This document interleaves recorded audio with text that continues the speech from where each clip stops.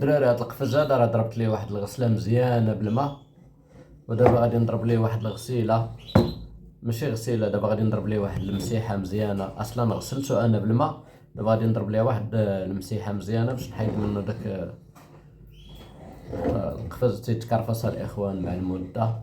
ها نتوما خصنا نضرب ليه دابا واحد المسيحه مزيانه باش الا بغيت نصور فيه ولا شي حاجه نلقى القفز نقي. بغيت نصور واحد الفيديو ندير فيه المقنين ونشوفو على الله عاوتاني. هو الخوت باش نمسحوه، نحاولو نمسحوه مزيان ان شاء الله. هاد القفز الدراري خديتو ب 80 درهم.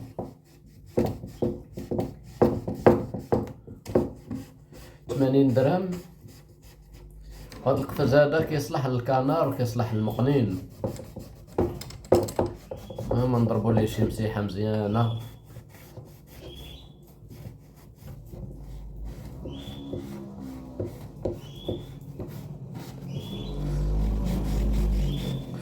باش ملي نبغي نصور فيه يبان القفيز راه مزيان. انا الخوت كنصور فيديوهات ديال الطيور، ديال التغاريد، كنار بالانواع ديالو.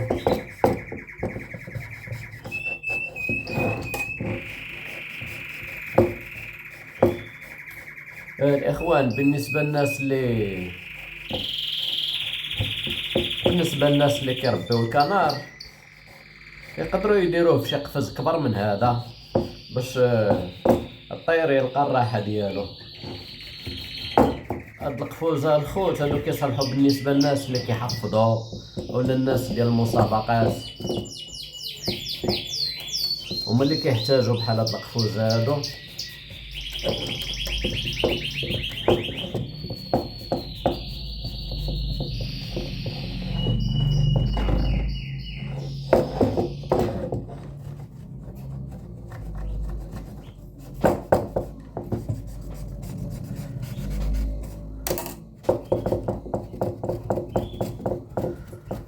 غادي نضرب ليه واحد الفركه، غادي نردو جديد واقيلا بالمسيح.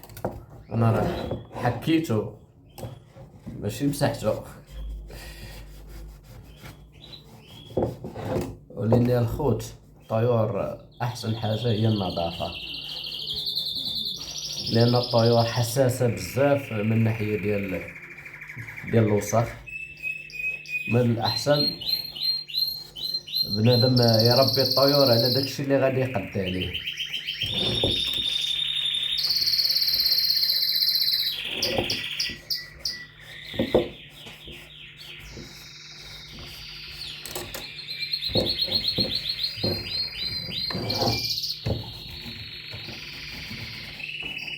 دابا راه بديت كنصور الفراخ كاملين كيغنيو دابا ما يبغيوش يسكتوا.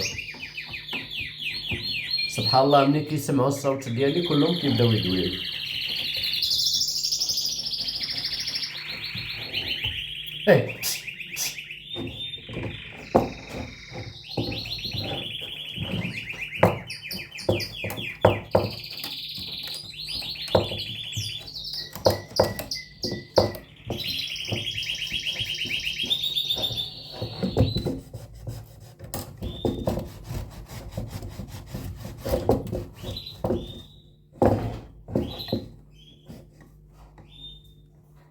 خوت راه عندنا المعاناة مع التصوير. كاين شي مره كنحط الفرخ انا باش يغني وما كيبغيش يغني كاع، وكنقدر نبقى معاه واحد ساعه المكانه، ولا ما غناش كنجمع داكشي عاوتاني، لان هادشي فيه شويه ديال الخدمه ديال التصوير. خاصك تصور ودير المونتاج.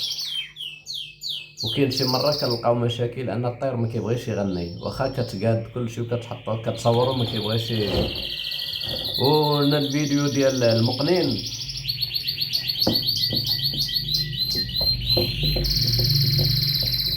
راه غادي نحطو لكم من مورا الفيديو هذا وغنشوفوه. الا غنى راه هي هذيك المقنين مع شحال هادي ما صورت به. الا غنى يادي، الا ما غناش راه المهم غادي نحط لكم الفيديو دخلوا تشوفوه، لان غتكون واحد الجماليه سبحان الله في طائر المقنين تبقى غير تشوف فيه بلا ما تصنت ليه. المقنين تبقى غير تشوفوا فيه واحد الجماليه سبحان الله عطاها ليه الله، لان المقنين من احسن الطيور في العالم، لا بالجمال ديال الصوره ولا بالصوت.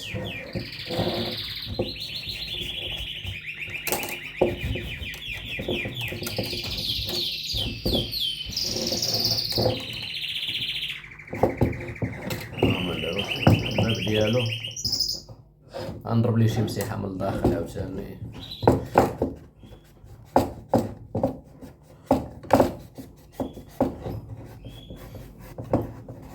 نضرب ليه شي مسيحه باش تجي فيه النظره زينه.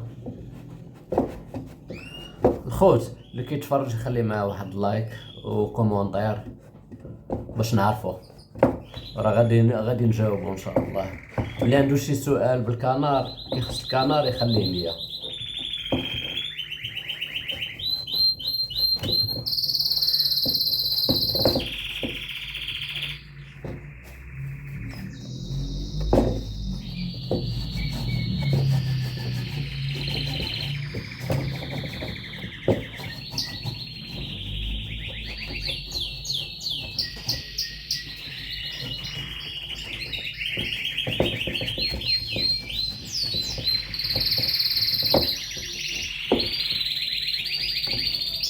ايه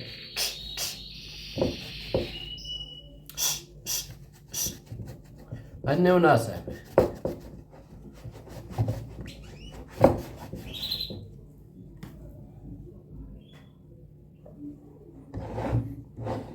حنا الخوت نشوفو دابا واش ولا ناضي.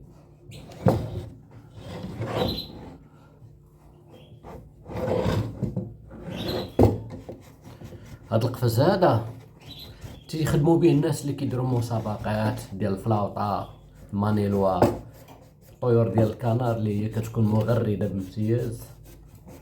اما بالنسبه لي غير هو هاوي في تربيه الطيور، فمن الاحسن يدير واحد القفص اللي كيكون كبير شويه باش الطيور ديالو تمرح شويه، تيكون مزيان حتى الانتاج. هانتوما اخوتي هاد القفص هذا راه فيه واحد الجماليه.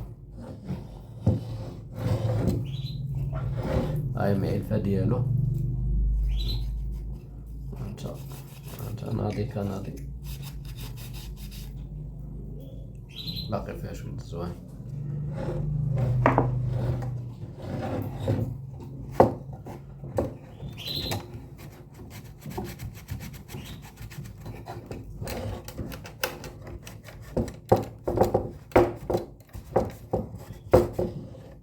حنا خوت دابا واقيلا حنا ناضين، ولكن مازال ليا بعض الاجراءات.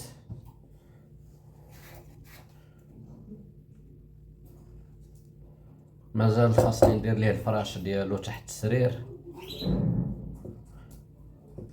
السرير الخوت هو هذا اللي كيكون هنا، كيكون واحد الحاجز ما بين الطير وما بين هنا فين كيطيح البراز ديالو. هاد السرير هذا كيديروه باش الطائر ما كيهبطش ياكل من داكشي اللي كيطيح ليه في الارض، حيت الفرخ الا كلا من الارض ديك الماكله كضرو في المصارن ديالو، وبالتالي الفرخ كيموت، لان الطائر ما عارفش كتبان ليه شي حبه لتحت كيهبط كياكلها.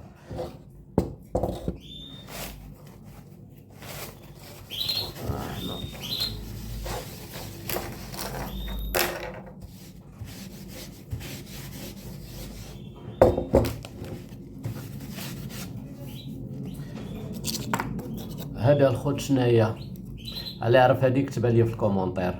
هادي كنعطيوها للفراخ وهي مهمه بالنسبه للطيور، اللي يعرف يكتبها لي في الكومونتير. احنا الخوتي دابا هاد هي كتكون في الارضيه ديال القفص، كنجيب شي جورنال وكنديرو تحت منه وكنديرو لتحت باش ملي كنبغي نقي ليه القفز ديالو كنجبد غير الجورنال هذا هو اللي كنبدل، وهذه ديما كتبقى نقيه. احنا هذه هي المرحله الاخرى.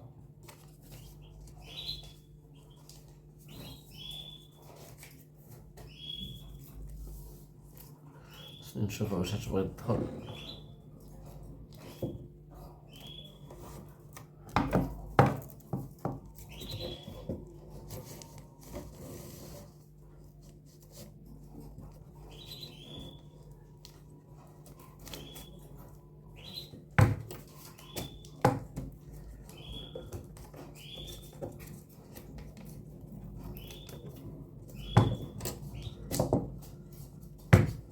صافي دابا راه كنظن مزيانة الدراري. قعد شوية دا خارج من هنا.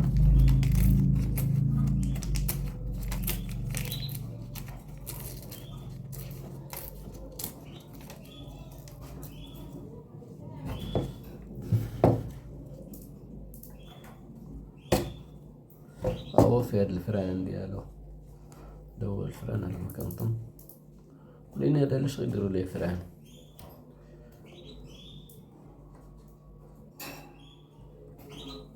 المهم علينا الخوت، انا دابا غادي نحط لكم الفيديو ديال المقنين وحاولوا تدخلوا تفرجوا فيه ان شاء الله. الا غنى هي هذيك، اللي ما غناش ان شاء الله المره الجايه راه غادي نحط لكم ديال شي كانار ان شاء الله. يلا تحياتي لكم الخوت وتبارك الله عليكم.